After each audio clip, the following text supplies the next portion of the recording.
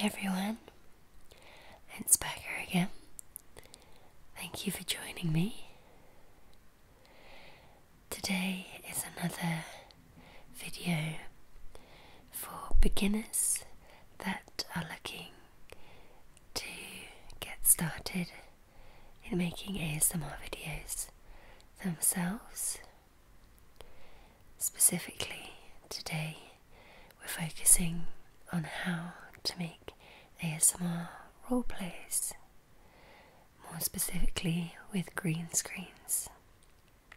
I'll talk you through step by step, and if you're not aware, previous to this I have made an ASMR for beginners, which I think you will find useful, so I will link that down below. Excuse my voice, I hope you can appreciate it as well.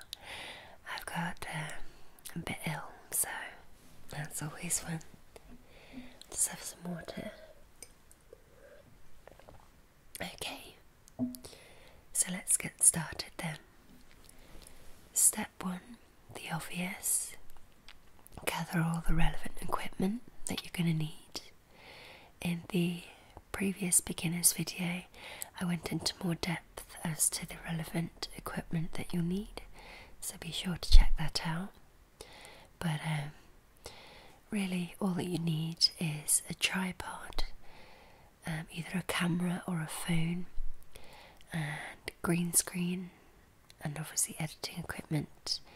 If you want to use audio equipment as well, like I do, then obviously more info in the other video. But if you don't have a camera, as I've said before, don't feel bad about using your mobile phone. Either a Samsung S6 or an iPhone 5S or above will do more than sufficient, because the filming quality is at least 720 HD quality, and the audio is more than sufficient. It is definitely up to par. I used to work with mobile phones, so you can trust me on that. So next step, step number 2, get together all the relevant props that you're going to need for the relevant video. This will change each time, each video, and you'll likely find that you won't have all the things you need, because I never have, because they're always unique and different things. Now, what I will say is that you do need to be wise with your budget. Don't go spending crazy, because at the end of the day, hopefully you will be earning from these videos too. So you don't want to be spending more on props than you actually make back from the video. I have done this a couple of times, so I do tend to now be very savvy. With this, you will find a lot of unique ways to keep the costs down. So let's say, for example, you want to do a doctor's roleplay, and you want the outfit and like the doctor's pen and stethoscope and everything like that. I would advise you to ask around if anybody you know, whether friends or family, already have that kind of stuff lying around, whether in their medical kit or what, or check out charity shops for alternative kind of props and costumes. And if you really can't find it like that, then purchase online. Try and find the cheapest deals for that. But yeah, always be conscious of budget. The next step is to set up and prep for filming. Now, ideally, you need to be both mentally prepared, so you know what you're going to say, so that you're not stumbling on your words and having to retake a billion times. Still struggle with that today sometimes. And also, yeah, just physically set up the filming equipment as well.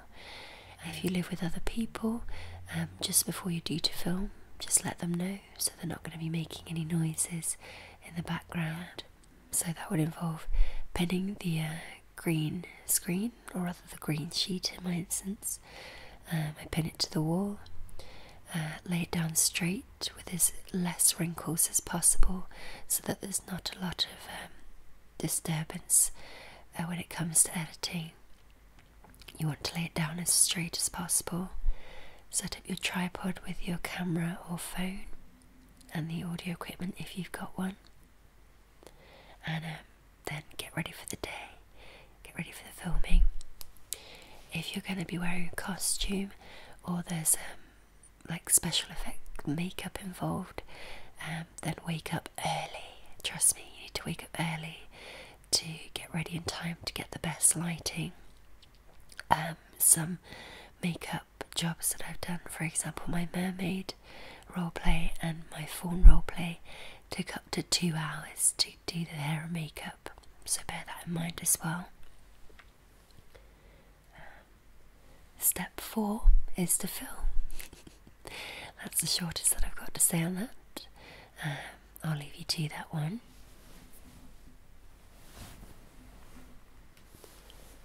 And then step 5 is to edit. Now I'll briefly show you how I personally edit, but it may vary depending on the editing software that you've got access to. But at least this will give you some idea and hopefully get rid of some of the mystery as to how it goes from a green screen to a background. So yeah, here we go. I'm just going to show you my screen.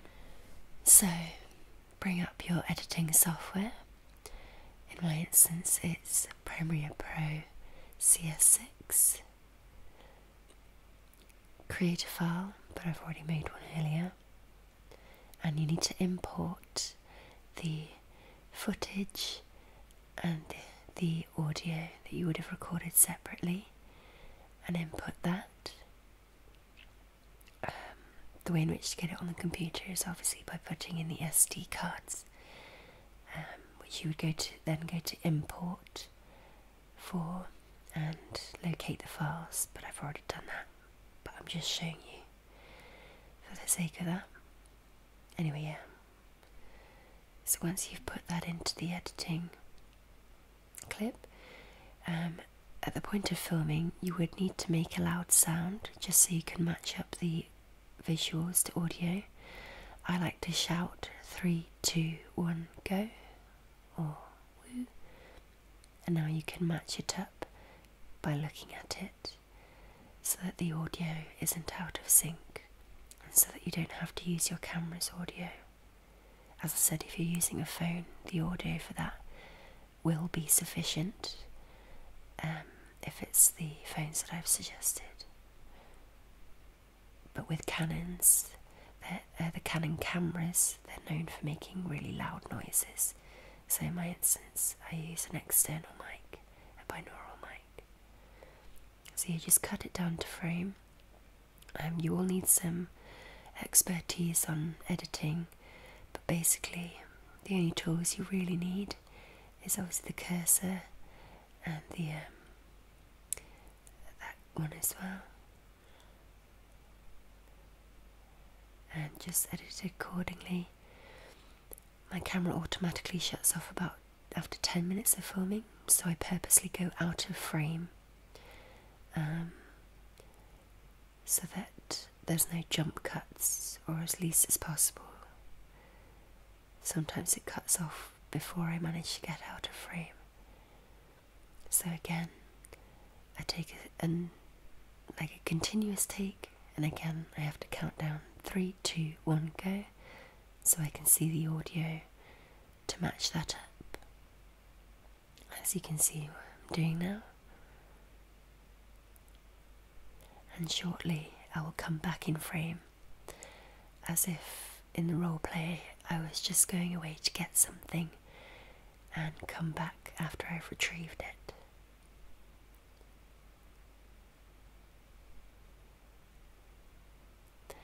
So now I'm just deleting the audio that automatically came with the camera and replacing it with the quality audio. Then I'm just using some effects so that it's simultaneous. I'm just going to use cross dissolve, which will mean that again it's not an abrupt cut, but it transitions, and similarly constant power for the audio, so that the audio isn't choppy but rather transitions, if that makes sense.